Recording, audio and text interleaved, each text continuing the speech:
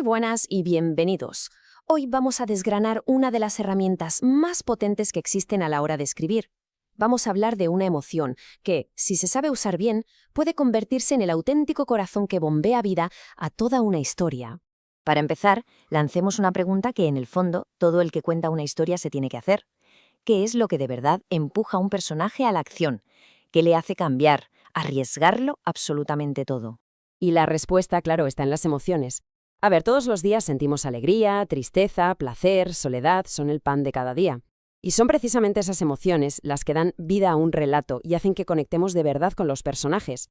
Pero ojo, porque de entre todas ellas hay una que tiene un peso especial. Una que si se utiliza con maestría, se convierte en una herramienta narrativa potentísima. Sí, estamos hablando de la culpa.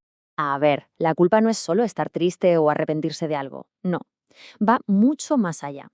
Es una emoción con una carga enorme, a menudo ligada al sufrimiento, que se clava en lo más profundo de un personaje y llega a definir su propia identidad.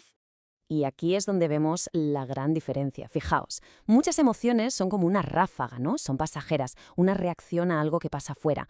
Pero la culpa es otra cosa. Es duradera, nace desde dentro y se queda ahí, anclada.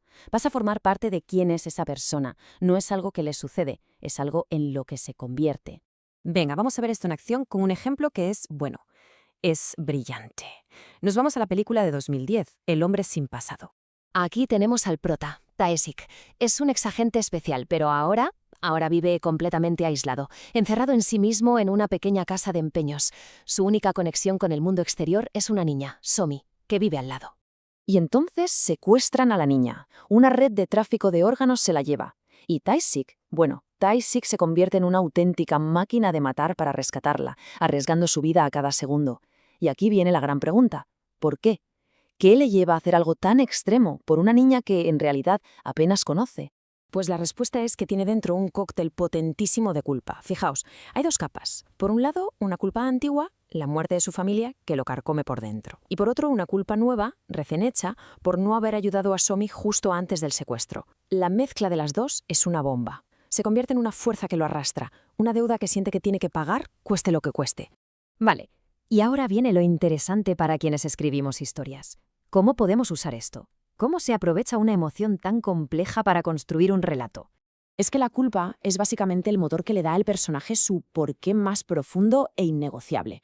Cuando un personaje actúa movido por la culpa, sus decisiones, por muy extremas que parezcan, de repente tienen sentido para el espectador. Y eso crea una conexión brutal. Y esto de aquí es como el manual de instrucciones de la culpa en una historia. No solo da una motivación, es que te permite construir todo lo demás. Crea un conflicto interno con el que es fácil empatizar, une las heridas del pasado con lo que se juega en el presente y, sobre todo, justifica que un personaje haga cosas increíbles, cosas que nadie más haría. Así que si nos tenemos que quedar con una sola idea, es esta. Para quien escribe, entender cómo funciona la culpa es fundamental. No se trata solo de hacer que los personajes sufran, sino de darles una razón poderosa e inevitable para que se pongan en marcha y no paren hasta el final. Y con esto terminamos, con una pregunta que creo que es clave para cualquier trabajo creativo. Pensemos en nuestros protagonistas. ¿Qué error del pasado les persigue? ¿Qué deuda sienten que todavía no han pagado? Porque es muy posible que la respuesta a esa pregunta sea el verdadero corazón de la historia.